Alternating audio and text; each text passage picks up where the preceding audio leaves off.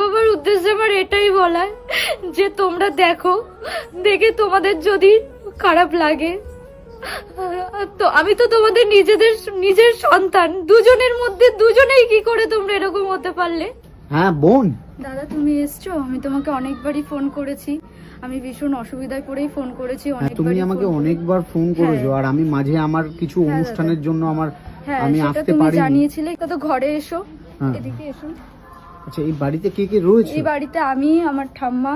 আচ্ছা, এটা তোমার ঠাম্মা? থাকে, আর দাদু আছেন। দাদু বাইরের দিকে গেছেন মাছ ধরতে। দাদা আমি ভীষণ বিপদে পড়েছি, আমার পড়াশোনাতেও ভীষণ সমস্যা হয়, আর খাওয়া দাওয়াতেও তো সমস্যা রয়েছে। আচ্ছা আচ্ছা, মানে বাড়িতে তার মানে এই মুহূর্তে দাদু আর ঠাকুমা রয়েছে? ঠাম্মা দাদু। মানে আপনি ঠাকুমা? হ্যাঁ আমি ঠাকুমা। হ্যাঁ, ও পড়াশোনা করতে চায়, আমরা পড়াতে পারি না, খুব কষ্ট আমাদের সংসার চলে।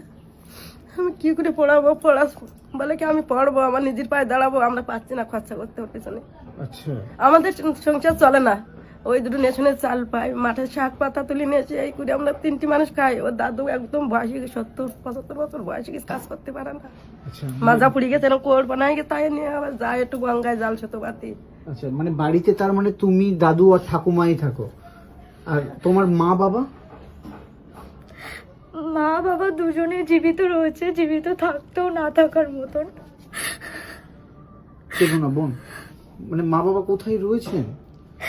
বাবা তো বিয়ে করে চলে গেছেন, আর মা অনেক বছর আগে চলে গেছে, যখন আমার 9 বছর বয়স।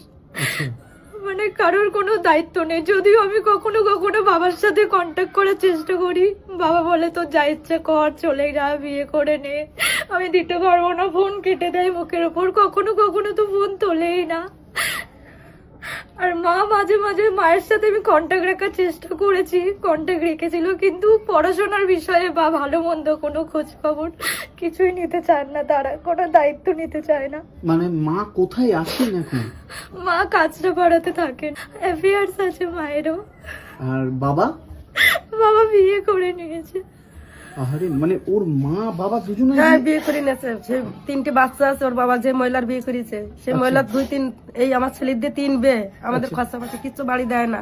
আচ্ছা, 6 মাস বাদে যদি একবার একটু বাজার খুঁজে যেতে বলি, খুব মুখ করে, কয় তোমরা নিজেরা খাও, আমি কোথাও তো দেবো, আমারও তো সংসার আছে। মা একটা লগ্নে থাকে, কাছারে পাড়ে থাকে। আচ্ছা, মা এই যদি ফোন টোন করে, ফোনে যোগাযোগ করতে চায় না, ফোন কাটি দেয়। যেটুখানি জিজ্ঞেস করি ওটুখানি, আমাকে রিপিটে জিজ্ঞেস করে না কি করে চলছো, কি খেয়েছো, মনা তুমি কোথায় আছো, কি খেয়েছো, কি করে পড়ছো, কিছু জিজ্ঞেস করে না কখনো, না বাবা না মা কেউ।